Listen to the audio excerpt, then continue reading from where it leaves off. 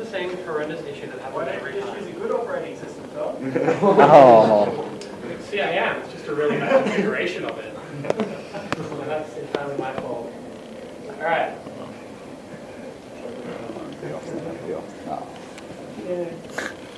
And it's actually centered now. Yay. Brilliant start. All right. Yeah, okay, let's do it. So, Go is an ancient Chinese board game, originally shortened to Qi. So I believe it was Xianqi. And it was considered one of the four arts that ancient Chinese scholars had to master, including calligraphy, painting, and I forgot the fourth one. But so of the four ancient arts that ancient Chinese masters had to master, this board game was one of them. It's a really simple game to learn. Players take turns placing stones on the board, as can be seen to the right. Once a stone is placed, you can't move it unless it gets captured. There's a rule called code, where you're not allowed to make the board go back into the last state. There's a way that happens, I might show you later. You're not allowed to make your piece commit suicide, so you're not allowed to directly give points to opponents. And when you capture the piece, it's removed. And you're not allowed to play a piece that immediately gets captured. So that's a pretty simple rule set, but it leads to incredibly vast conclusions. So the plan here is I'm going to get the computer to play itself against Go for a little bit.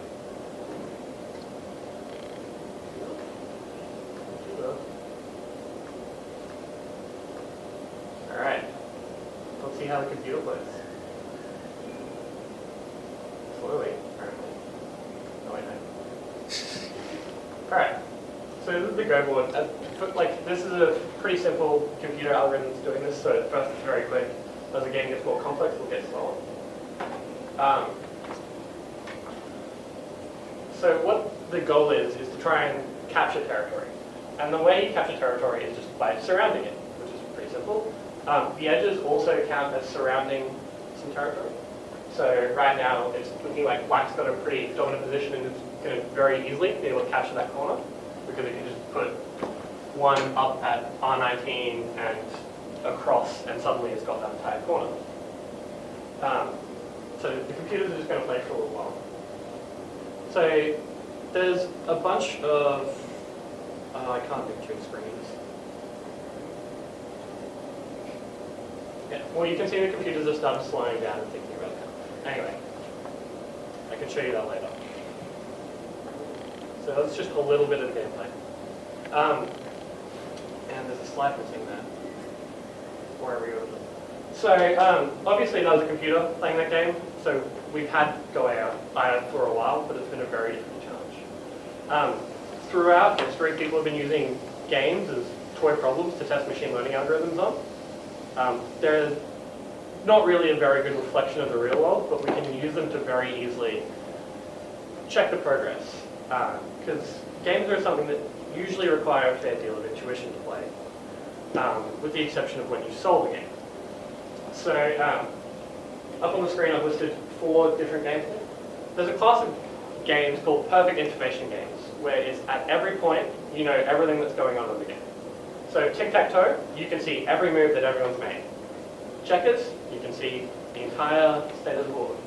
Chess, if a piece is off, it's off. You're never questioning what is happening. Like, for example, Minesweeper. You don't know where the mines are hidden. That's a good example of a game that's not a perfect information game. So the dates I've got listed up on the screen are the first dates where someone has successfully beaten a human at these games. So tic-tac-toe, back in 1952, a guy was doing his PhD, and as part of that he made a video game that played tic-tac-toe, also known as noughts and crosses. And as part of that he made an AI that solves the entire game. So tic-tac-toe is known as a solved game because we've got an AI that has a guaranteed, it's guaranteed that you will at best draw against a perfect player. Checkers is another example of a perfect information game that we've solved. So, solved. In 1994 was the first time that a computer successfully beat a human against checkers. By 96, I believe, it was reliably beating people, the computer algorithm. And fairly recently, in 2007, we've got a formal mathematical proof that the best you can do against a perfect checkers player is draw. So it's impossible to beat a computer at checkers now. Chess was a challenge for a long time. It's got a lot more possibilities than the other two simple games. But we beat it in 1997 with IBM beating Kasparov with Deep Blue. And we're getting to, I don't believe the chess is a solved game, but we're getting to that. It's not, thank you, John. We're getting to the point where it's becoming far, far easier. Come on, computer. Come on. Oh. You could have pressed your presentation mode No signal button. detected. Was chess brute force, or was it? So the way, yeah, I'll get that. It's coming. It's the next part of this one. It's alright, we can't eat pizza until Tom is done, so we're just going to be Come on. patient. That's really... Oh, okay. So the way that we deal with these is called game theory. And part of game theory is you have this concept called the game tree, which is a tree, like splitting out, of every single possible legal move and all the outcomes of it. So for tic-tac-toe and checkers, we've been able to fill out the entire game tree. So we know every possible move from every legal game state of the board. Chess, we still don't know that. And Go is, so it's such an innumerably large tree that we're not close. What about checkers? Is that? So yeah, in 2007 we had a full enumeration of the tree in checkers. So the game tree is a set of all possible moves. And because it's such a huge tree for Go and chess, it gets really difficult. Checkers is simpler, tic-tac-toe is you've got 9 squares. Pretty easy. There's an XKCD comic which contains the entire game tree for tic-tac-toe, if you're curious. So the deal with that is when you're deciding to make a move, you've got to pick which branch of the tree you go down. And if you've got a lot of branches, there's a lot more options to choose from. And if there's a lot more possible moves each time, there's a lot more branches. So the more flexibility you have in the game, let's say, the more possibilities, the harder it is. What's next up? All right. So Tony asked before about how they did it with chess. And one approach is brute forcing it, trying to pick the best outcome by going all the way to the end of the tree. The way that Deep Blue ended up beating Garry Kasparov is they hand-coded a whole set of chess rules based on talking to experts to cut the possibilities down so that they had far fewer possibilities to pick from. The AlphaGo approach is, thanks to new innovations in machine learning, neural networks, which have become insanely popular in the last few years. So the way that AlphaGo, for those of you that don't know, neural networks are a way of trying to guess some complex output. So you've got a bunch of inputs, and you've got some output, and you're just trying to guess that. And they're just an incredibly effective way of doing it. If you want to know more, come chat to me later, but that's all you need to know at this point. So AlphaGo was split to 3 parts. They've got a policy network, which is trying to work out how good each move, trying to pick a move based on the current board. So trying to decide where to play. You've got the value network, which based on the state of the board tries to determine how likely you are to win. And then you've got Monte Carlo tree search, which I'll get to. So the way they come together is you've got this big splaying out game tree. Your policy network is trying to work out what the next best move to play is. And if it comes up with 3 or 4 good options, then suddenly 3 or 4. Your value network is looking down here, like far into the future, and it's trying to be like, okay, well, if we start looking at what's good here, then we can just chop some off here. So you're bringing the tree closer to yourself by chopping up the ends of it, and you're bringing it thinner. So you've still got a tree that you need to look through, but it's a lot more manageable now. And that's where Monte Carlo search comes in. Monte Carlo search is kind of a fancy way of saying, hey, let's pick randomly and check how that one goes. So what they're doing is they're trying to bring the tree in so they don't have to do all these possibilities. Bring it forwards so they don't need to look as far ahead. And then they'll just pick randomly an approach to take there. So Google just runs that on insanely fast hardware in order to beat humans. What do we got next? Yeah, so this is what actually happened. Back in 2015, AlphaGo played someone who was ranked second Dan. So the Go ranking system is Q and Dan. Q goes 30 to 1, getting better as you get less, and then Dan goes 1 to 9 and theoretically 10, getting better. Dan is better than Q. I'm totally mispronouncing Q, by the way. I don't actually know how to pronounce it. So they play a guy who's a 2 Dan player, and he's roughly 600 in the world when they play him, and AlphaGo ends up beating him 5-0. So then 6 months from that, in March this year, they end up playing, I believe he's world number 1. He was on and off world number 1 and 2. So back when they were playing Fan Lee, I'm totally mispronouncing that too. Back when they were playing him, they actually played 2 sets of 5 matches. The only one that gets publicized is AlphaGo winning 5-0. But there was also a match where you had 30 seconds to pick a move. And the human player actually won 2 of those 5 matches. So coming into the match in March, AlphaGo is getting as much time as it wants to make moves, up to 2 hours, which gives it a much bigger advantage, given that the longer it has to move, the better the choice it can make is. But over those 6 months, Google manages to do enough training over that professional game and enough playing AlphaGo against itself to teach itself to play better, and putting it on better hardware as well, so that they managed to improve the skill enough to win the first 3 games. So in game 4, Lee Sedol came back with a win because somehow AlphaGo managed to make 1 wrong move. I think it was about move 37. Realized it 12 moves later, and the human player had already capitalized on it. So a human player can obviously still win, but this is a huge, huge step forwards that we've got this AI managing to do so well. But yeah, go humanity, we got one back. Unfortunately, only 1.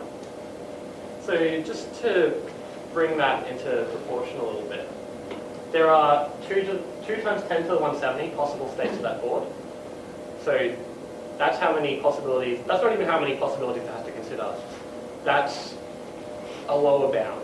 And that little number you can see there, like this big long line here, that's the actual full written version for exactly how many possible combinations of the Go board there are, possible legal playing combinations there is.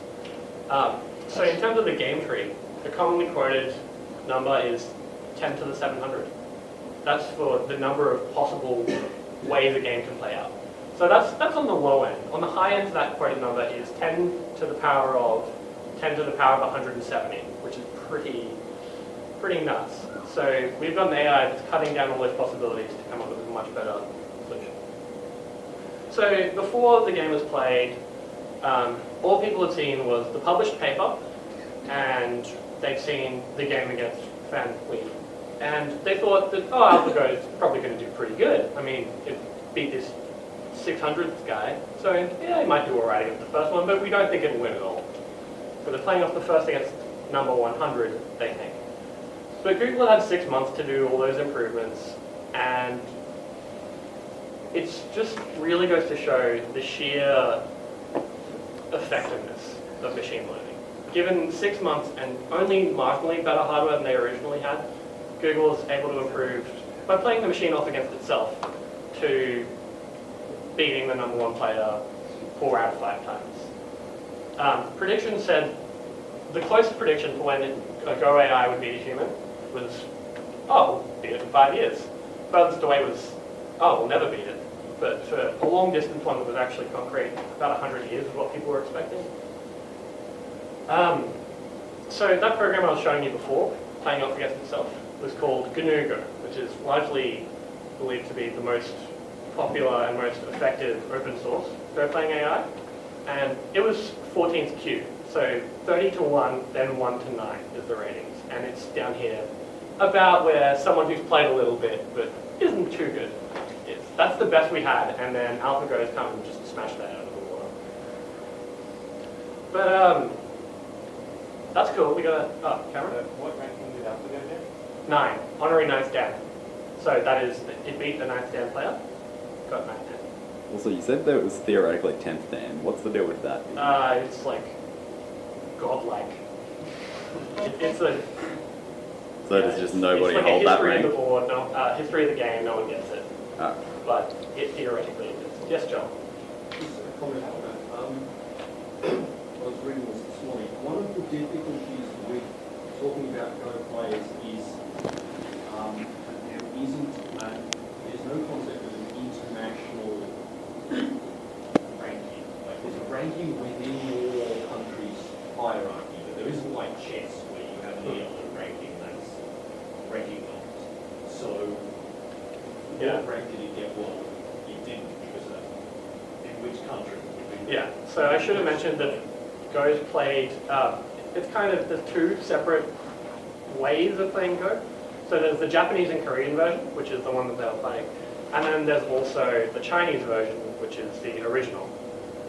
So we say the Chinese is the original because it was the first mentioned in 4 BC. That was the first recorded occurrence of Go ever. So that's why we say it's Chinese.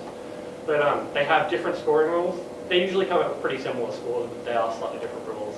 And the ranking systems are different. I think it's proven to be the scores are always within 2.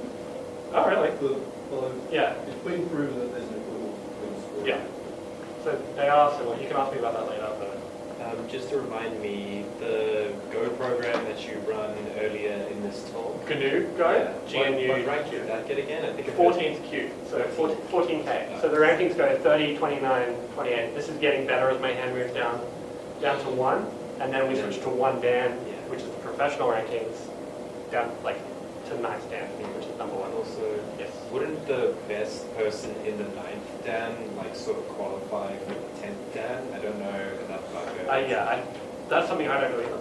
It seems like a cultural like thing. Yeah. I think you timed it well. Yeah, so this slide was my blank ranty slide. That last point was great. We're pretty good at playing some random board game. And why should we care that we can play a board game really well on a computer now? And the media really loved this match because they got to play on the AI fear hype that everyone loves. But what the match shows us is that neural networks copying our brain structure is what neural networks do. Copying our brain structure is insanely effective at doing pretty general purpose tasks. The same group that managed to make AlphaGo, DeepMind, they actually, I think it was 2 years before this, so 2014, they were playing Atari games like Breakout, so you know the one where you move a little paddle and you knock the blocks. So they train neural networks to play Breakout by using pixel by pixel input. So you feed it in the raw pixels and it plays it. So this is just showing you the general purpose quality of neural networks. And the fact that they got from beating the 600 if they had enough time to beating number 1 is pretty nuts. Yes. What was the turn times for the game against Lee Sedol? Against Lee Sedol, they had 2 hours to play the game, and once they used up their 2 hours, they had 1 minute per move.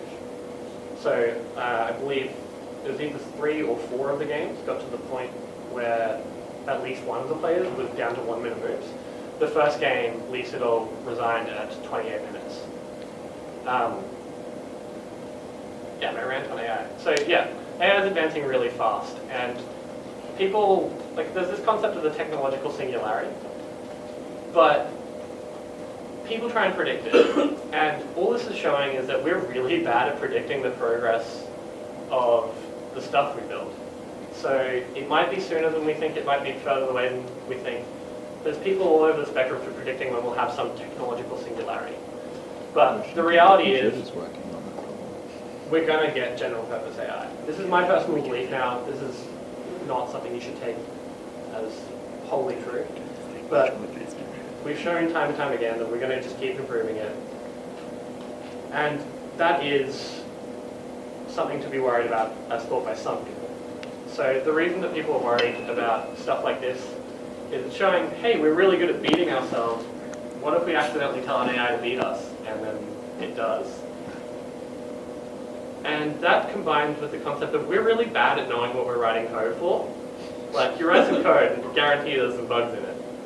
And there's this concept that if we make a bug that accidentally says to an AI, hey, you should make a lot of paperclips for us, what if it accidentally manages to start turning us into paperclips? Which is, it's really nuts, but you've got a whole bunch of concepts about crazy AI safety, and then you're like, oh, this is never going to happen, talking about some AI playing board games. And what I really want to leave you with is, we just don't know what's going to happen, so don't assume you do. Thanks.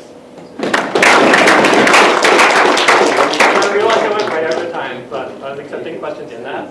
So Keith is here, guys. Before that, thanks to everyone, Elliot, Dave, Tom. They'll be taking questions afterwards. Yeah. Josh is here as well. He made the basketball playing robot, so talk to him. Oh, yeah. One kid. Yeah, pizza.